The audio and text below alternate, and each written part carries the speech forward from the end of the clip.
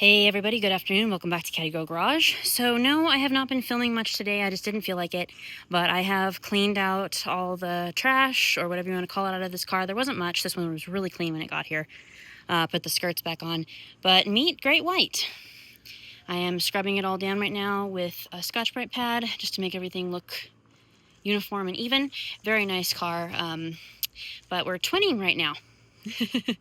It's funny, they both have cracked windshields, which, you know, is easy for sedans to find. But anyway, I didn't figure I'd do a first wash video on this one today. Like I said, I just didn't feel like filming.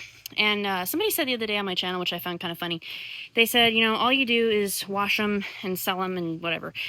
We do a lot more than that here on my channel. If anybody pays attention to my videos, you would see that.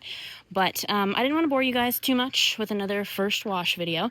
So I will show this to you guys when we are completely finished right now. Or I should say when I'm completely finished. I'm working alone today. But anyway, I'm just giving it its first wash, and it looks fantastic. So I'll show you guys again here in a few minutes.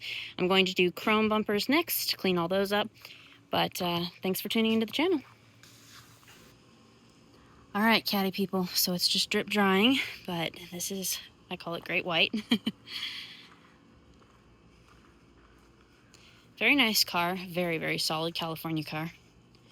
All I'm seeing so far are a couple tiny little pinholes, and I do mean pinholes, in the driver floor, and one tiny one in the back passenger floor, and that's all I'm seeing.